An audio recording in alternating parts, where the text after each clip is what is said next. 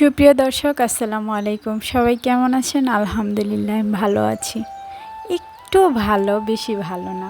মনটা একটু খারাপই, তার সাথে সাথে আকাশটারও আজকে মন খারাপ।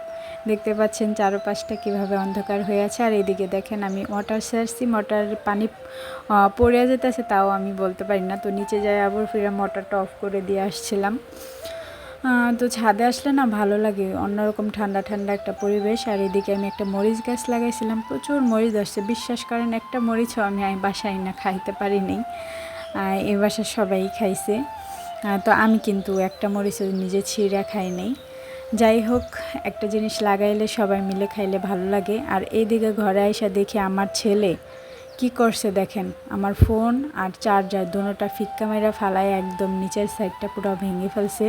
ভাগ্যিস যে ফোনটার সামনের দিকটা কিছু হয় নাই তাহলে। আর এই ফোনটা না অনেক ভালো, আজকে আমি 6 বছর যাবৎ চালাইতেছি। আমার হাত থেকে 2 দিন পড়ছে, কিন্তু ওইরকমভাবে কোনো ক্ষতি হয় নাই। আজকে আমার ছেলে পুরো ফোনটার 12টা বাজায় দিছে। যাই হোক, কিছু করার নেই, বাচ্চাটার সাথে তো আর খারাপ ব্যবহার করা যাবে না, ও তো আর বোঝে না। তো মন খারাপ করে বসে থাকলাম। এখন ভাবলাম যে বসে থাকলে হবে না, আমাকে রান্না করতে হবে, খেতে হবে। তো আজকে আমার বার্থডে ছিল।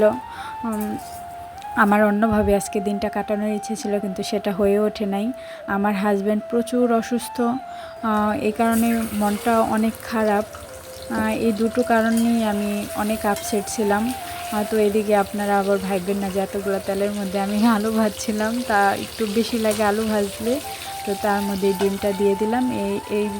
এই তেলটা দিয়ে আমি 2 পদ তরকারি রান্না করে ফেলবো। আর এদিকে আমি পেঁয়াজটা কেটে নিতেছি।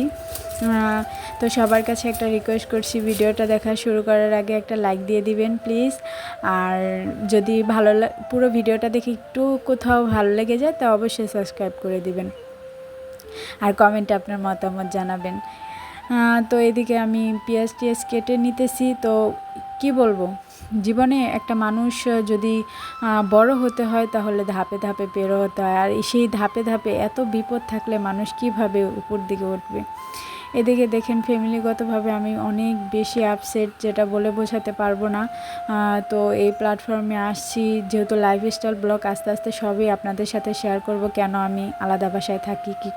তো আজকে দিনটা একটু অন্যভাবে কাটানোর চেষ্টা করতাম, কিন্তু আসলে পারিনি। আমার বাসায় 11:30টার দিকে মেহমান আসছে, তো তাদের সামনে আমি নাস্তা পরিবেশন করছি, তারপর তার পাশাপাশি ছেলেকে নিয়ে রান্না করছি। তো ক্যামেরাটা অন করা হয়নি এত ঝামেলার মধ্যে। তো এই যে এগুলোর মধ্যে রান্না করছি, এগুলো ধুয়ে পোছে আবার উঠিয়ে রাখি, যেহেতু আমি মাঝে মধ্যে বাবার বাসায় জায়গা, তো সব নোংরা হয়ে যায়। তো এই চেষ্টা করি সব কিছু গুছিয়ে টুছিয়ে রাখার। তো দেখতেই পাচ্ছেন আমি বক্সে করে রেখে দিচ্ছি।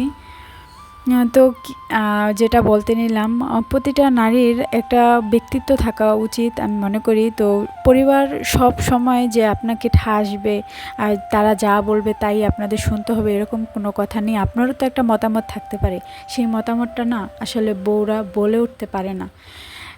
বিয়ের পর দেখা যায় কি শাশুড়িদের কাছে তার ছেলে হয়ে যায় একদম ছোট খোকা, কিছু বোঝে না, সব বউরা করে, এরকম একটা পরিস্থিতির মধ্যে হয়ে ওঠে। ঠিক আছে, তো সেম আমার সাথেও হচ্ছে। যাই করুক না কেন তার ছেলে, সব দোষ আমার উপর এসে পড়ে। তো এটা নিয়ে আর কোনো কথা বাড়াতে চাই না।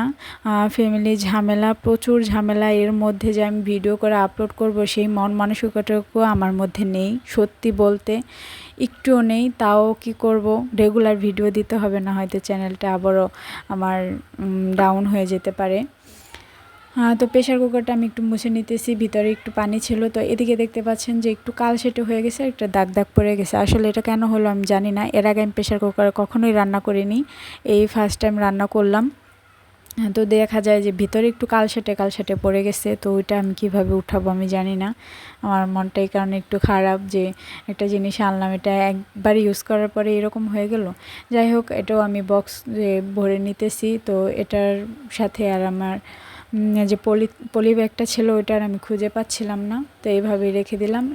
উপর দিয়ে একটু কস্টিপ মেরে তারপর আমি রেখে দেবো। আর এই পাশে আমার প্রায় সন্ধ্যার একটু আগ দিয়ে এই যে বেলটা ডুবে যাচ্ছে, আমার ছেলেকে নিয়ে বের হয়েছিলাম, তো দেখতেছি আসলে অনেক ভাল লাগছিল। তো আর ভিডিওটা বেশি নেব না, সবাই ভালো থাকবেন, সুস্থ থাকবেন। আজকে এ পর্যন্তই। আল্লাহ হাফেজ, আসসালামু আলাইকুম।